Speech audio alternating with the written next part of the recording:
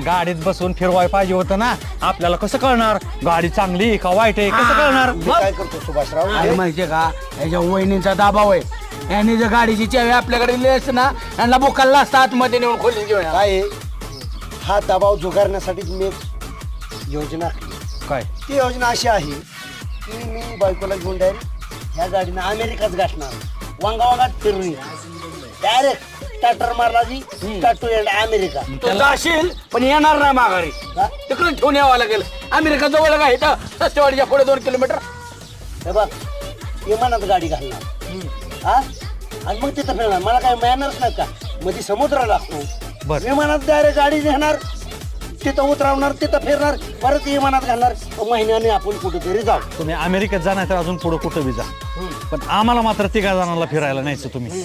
मी काय म्हणतो उद्या जाऊ की उद्या उद्या